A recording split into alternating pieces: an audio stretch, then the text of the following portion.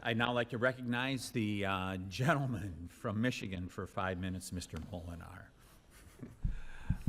Thank you, Chairman Tiffany, and also want to thank you and Vice Chairman Kennedy, Ranking Member Negus, the members of the committee for holding this hearing today.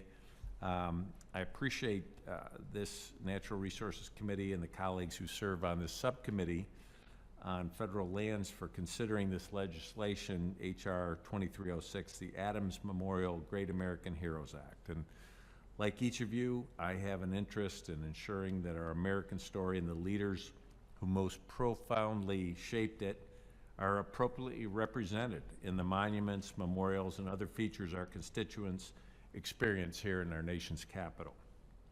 The National Mall is home to a monument to Washington and memorials to Jefferson and Lincoln. However, there's no recognition for our second president, John Adams, and the key role he and his family had in the founding of our nation. Adams first nominated George Washington to command the Continental Army. He helped draft the Declaration of Independence, was appointed as the Commissioner to France, served as our nation's first vice president, and of course our second president was the first occupant of the White House.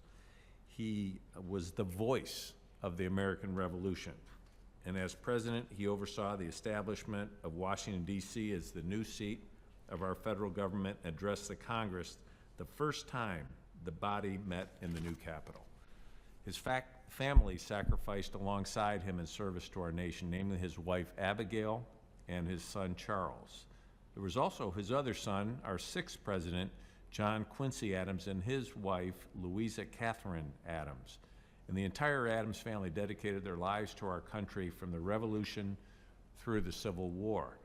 And the family was instrumental in the early success of our nation and embodied Americans' core values.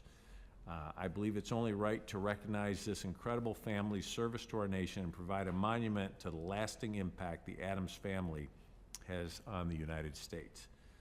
This bill fulfills the intent of Congress to do so by extending the life of the Adams Memorial Commission, which has worked tirelessly over the years to bring this vision to life, and provides reasonable federal support for the effort, which will continue to rely on private philanthropy and partnerships along the lines of previous federal memorials.